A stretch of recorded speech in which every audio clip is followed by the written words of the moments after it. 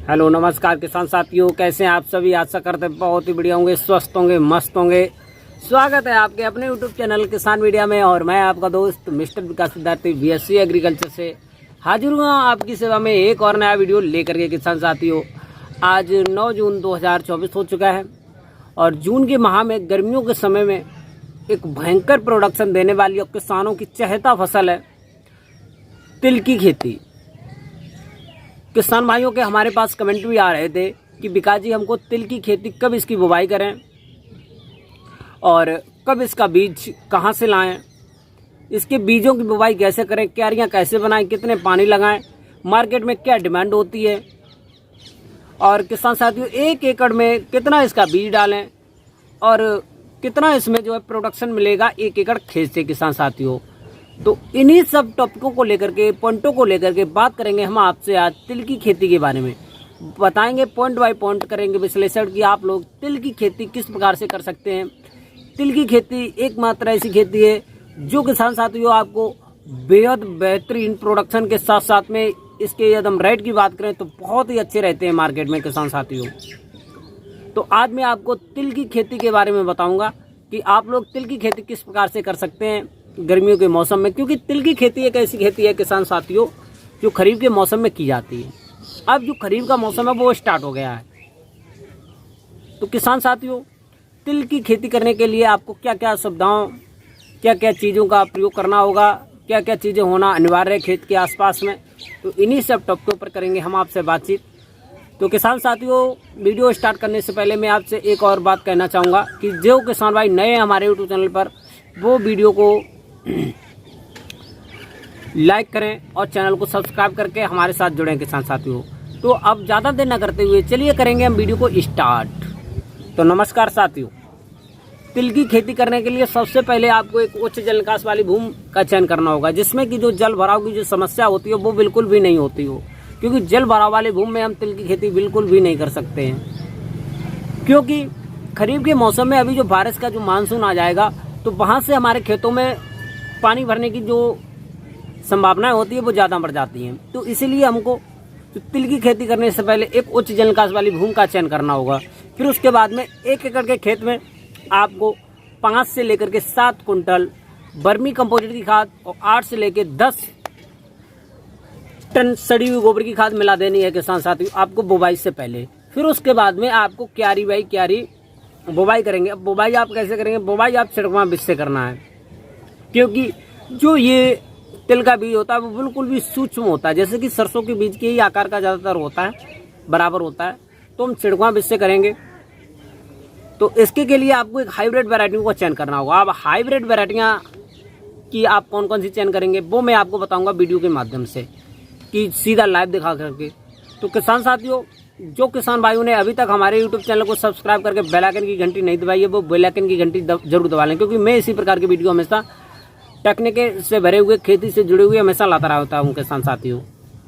तो चलिए अब मैं आपको बताऊंगा कुछ मुख्य इंपॉर्टेंट हाइब्रिड वैरायटियाँ। तो चलिए किसान साथियों, तो साथियों नमस्कार। तिल की खेती करने के लिए जो कुछ हाइब्रिड वैरायटियाँ हैं, जैसे ये Shri Ram seeds property leader, एक जो श्री राम कंपनी की है, ये मधुर 11 है, ये बहुत ही अच्छी हाइब्रिड वैरायटी है। यदि हम इसके प्रोडक्शन की बात करें तो 1 एकड़ में 8 से लेकर के 10 कुंटल के आसपास में आपको एक हाईएस्ट प्रोडक्शन देखने को मिल जाएगा। फिर उसके बाद में किसान साथियों ये है पैटैक 112, ये भी एक हाईएस्ट वैरायटी है, फास्टैग बीज है। तो ये जो वैरायटियाँ किसान साथियों लगभग में भाई 90 से लेकर के 100 दिन के आसपास में तैयार हो जाती हैं।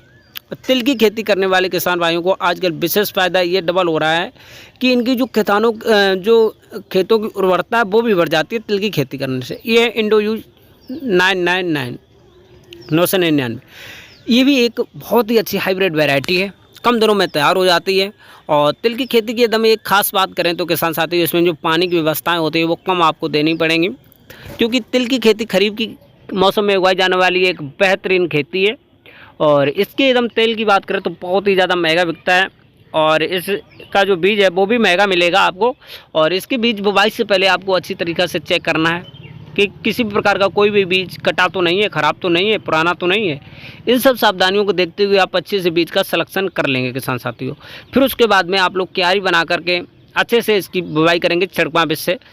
और फिर उसके बाद में जब आपका 8 से लेकर के 10 दिन के आसपास में जो बीज है वो 2 से 3 पत्ते का हो जाएगा। एकदम इसके जमने की बात करें तो 3 से लेकर के 4 दिन में ये जम जाता है और 8 से लेकर 10 दिन के आसपास में ये थोड़ा अच्छा सा हो जाता है, अंकुरण होकर के थोड़ा मजबूत पौधा बन जाता है। फिर उसके बाद में किसान साथियों आपको देखना ये है कि इसमें जो खरपतवार प्रबंधन है वो आपको अच्छे से करना है, क्योंकि जो तिल की खेती होती है इसमें सबसे ज़्यादा इफेक्ट डालते हैं खरपतवार।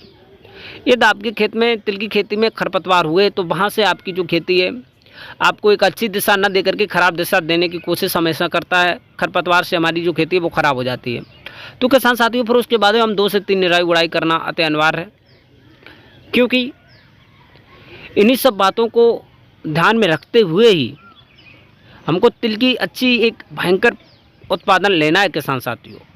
तो इसके के लिए हमको विशेष ध्यान रखना चाहिए कि खेत में जो है एक खरपतवार नहीं होना चाहिए।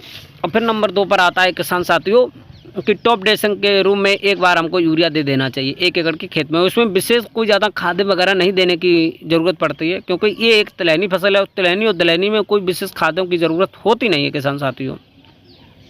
फिर उसके बाद में किसान साथियों हम इसमें यदि पानी की बात करें तो फ्लावर स्टेज पर बिल्कुल भी पानी नहीं देना चाहिए, क्योंकि इसका ये विशेष क्योंकि तिलहनी और दलहनी फसल में फ्लावर स्टेज पर कोई भी किसी प्रकार का सिंचाई नहीं की जाती है। तो उससे पहले खेत में नमी होना अति अनिवार्य है और पकते टाइम पर खेत में नमी होना अति अनिवार्य है। तो ये आप लोग विशेष ध्यान रखें।